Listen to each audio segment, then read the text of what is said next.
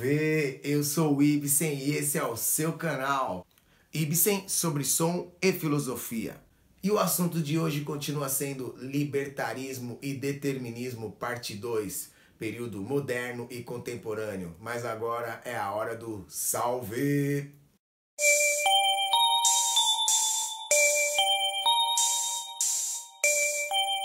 É isso aí, se você quiser que eu fale o seu nome nos próximos vídeos, é só você deixar o seu comentário no canal. Hoje eu vou dar um salve para Giovana Santana e toda a galera da sala dela, o Renato Moreira, o Pilar, Pedro Pinheiro e Khaled Morton. É isso aí. Deixe seu salve também, deixe seu comentário e não esqueça de ativar a notificação quando você se inscrever. E o assunto de hoje então, nós vamos continuar falando de libertarismo e determinismo. Já falamos desse assunto no período clássico, no período medieval e hoje nós vamos continuar falando do período moderno. No nosso outro vídeo a gente falou do conceito de liberdade entre o indivíduo e o Estado a partir do contrato social. E falamos também um pouquinho de Thomas Hobbes, que também é um filósofo contratualista, mas que tem uma visão um pouco mais voltada para a concepção medieval. Hoje nós vamos falar ainda de dois filósofos do período moderno, que é Baruch de Spinoza e Immanuel Kant.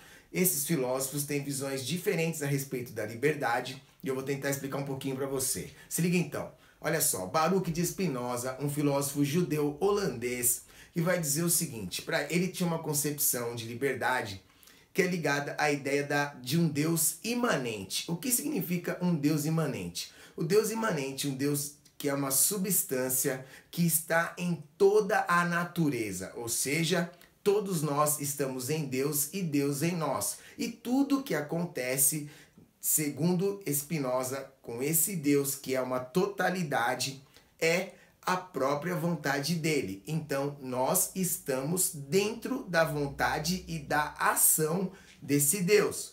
Para Baruch de Spinoza, nós não temos uma liberdade de ação porque nós fazemos parte desse Deus. Então existe o Deus transcendente, que é uma visão mais cristã, daquele Deus que está fora de nós, e para Spinoza Deus é imanente, ou seja, nós estamos nele e ele em nós. E tudo que nós fazemos é a vontade desse próprio Deus. Mas é o seguinte, para Baruch de Spinoza existe uma liberdade que é a liberdade dos afetos. Segundo ele, os corpos geram em nós paixões que podem ser positivas e negativas. As paixões positivas, a alegria, o estímulo, a felicidade, e as negativas, a tristeza, o desânimo. E a nossa razão é capaz de produzir as boas paixões quando nós estamos ligados aos corpos que nos afetam positivamente. Então, dentro dessa totalidade, a nossa liberdade é de buscar as paixões que nos alegram, que nos estimulam.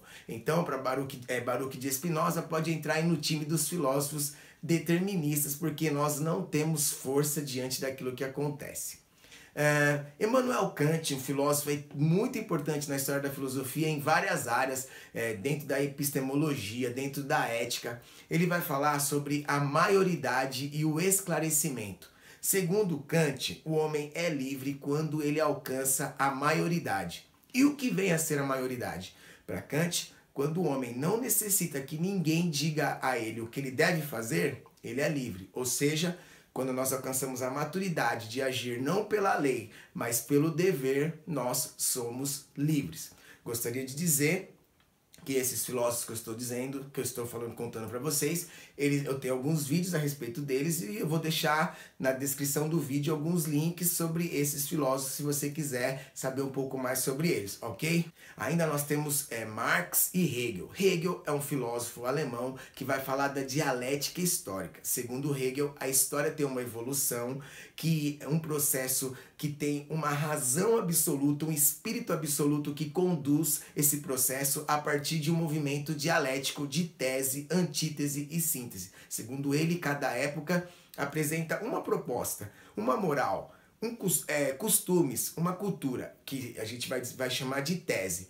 Outra época vai apresentar uma contraproposta que é a antítese. Segundo Hegel, esse movimento é um movimento determinado para se chegar na síntese que é a verdade. Então, para Hegel, nós estamos dentro de um processo dialético do qual nós não temos a capacidade de mudar, porque esse processo é determinado por um espírito absoluto. Ou seja, nós somos determinados. Mais um filósofo aí na linha do determinismo.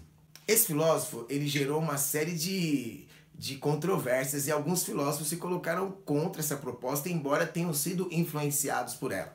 No caso, a gente está falando de Marx e Kierkegaard. Karl Marx, esse filósofo muito conhecido, pai do materialismo histórico, do marxismo, um dos pioneiros aí do socialismo e do comunismo, o grande idealizador do comunismo, ele vai dizer que o homem transforma a história quando ele muda os modos de produção. Segundo Marx, a mudança histórica depende da mudança humana, ou seja, quando os modos de produção mudam, a humanidade muda e as superestruturas que acompanham essa transformação dos modos de produção também são transformadas. Quais são essas superestruturas? As leis, a moral, a religião, enfim, a educação. Para Marx, toda transformação depende do humano, do material. Então, de uma certa forma, ele é um filósofo libertarista, porque ele entende que as mudanças estão nas mãos dos homens. Kierkegaard, um dos pioneiros do que a gente chama de existencialismo, essa ideia de que o homem é que tem as rédeas e a liberdade e a possibilidade de fazer suas escolhas, vai condicionar as escolhas humanas à vontade de Deus. Segundo ele, o homem é livre para fazer escolhas, mas a escolha correta é por uma ética vertical, ou seja, se Deus fez o homem, cabe ao homem escolher fazer a vontade de Deus. Ele vai citar Abraão, ele vai citar algumas pessoas, algumas personalidades bíblicas que tiveram a escolha de fazer aquilo que Deus mandou. Então, para ele, o homem tem o poder da escolha, o homem é livre para fazer essas escolhas, mas ele acerta quando ele resolve fazer a vontade de Deus. Segundo Kierkegaard, o homem passa por 3 estágios. O estético, que é quando ele faz aquilo que ele tem vontade, ele vai ceder aos seus desejos. O ético, quando ele resolve cumprir os preceitos morais, né, que uma sociedade pede. E o teológico, quando ele opta por fazer a vontade de Deus. Mas segundo Kierkegaard, essa escolha traz angústia. O homem é condenado à liberdade, como vai dizer um outro filósofo na frente, Sartre, muito influenciado pelas ideias de Kierkegaard. Vamos lá, agora a gente vai entrar no período pós-moderno de fato. A gente vai começar com um filósofo muito conhecido que é Heidegger, um filósofo alemão que vai falar do ser enquanto o ser que tem a possibilidade de fazer escolhas e de determinar a sua existência. Segundo Heidegger, que é um filósofo muito influenciado por Russell, que é um filósofo fenomenologista, a fenomenologia que diz que o homem que determina a existência das coisas, o fenômeno, né, aquilo que se apresenta para mim é o que existe. Ele vai dizer que o homem é que determina a sua própria existência. E quando ele não tem as rédeas da sua vida, ele se torna um ente. Quando ele deve ser o ser, ele vai falar, existe um termo que Heidegger vai usar que é o Dasein, ou seja, o ser aí, o estar aí. Para ele, o homem de verdade é aquele que se autodetermina a partir da sua condição de ser. Para ele, nós chegamos ao mundo sem o manual de instrução e acabamos nos conformando e nos adaptando e copiando aquilo que vemos. E isso para ele significa uma existência inautêntica. Esse termo é muito usado por Heidegger. A liberdade está em eu ser humano, fazer aquilo que eu determino para minha vida. Então ele é um filósofo libertarista.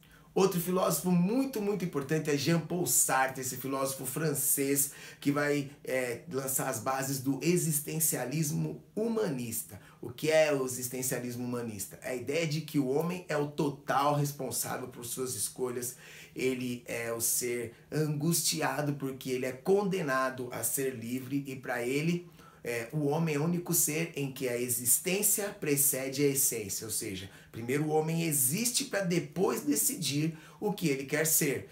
Só que muitas vezes nós cedemos às pressões da sociedade e não somos aquilo que deveríamos ser. Então, para ele, o homem tem o poder da escolha e é responsável por elas. Michel Foucault, para encerrar, entre muitos filósofos que a gente poderia estar falando, é o filósofo aí que vai falar das instituições de poder. Segundo ele, o homem é uma invenção recente, uma invenção moldada a partir de instituições de poder que exercem um poder de normatização, de docilização, um poder de domesticação dos nossos corpos para o mundo do trabalho, enfim, para a sociedade. Nós somos domesticados por essas instituições de poder e nos tornamos o que somos na grande maioria das vezes. Para ele, o homem deve estar atento a essa microfísica do poder, ou seja, a essas instituições de poder que determinam a nossa existência, ok? Procurei falar de uma maneira bem rápida e resumida sobre todos eles, só para posicionar você ou posicionar esses filósofos dentro da linha determinista e libertarista. Voltando a te dizer, vários desses vídeos eu passei aqui no canal e você vai ver aí na descrição. Espero que você assista os outros vídeos, continue com a gente, tá? Deixe seu like, seu comentário, inscreva-se, tamo juntão, é isso aí. Pense aí você, se você tem sido livre ou se tem sido determinado. Salve!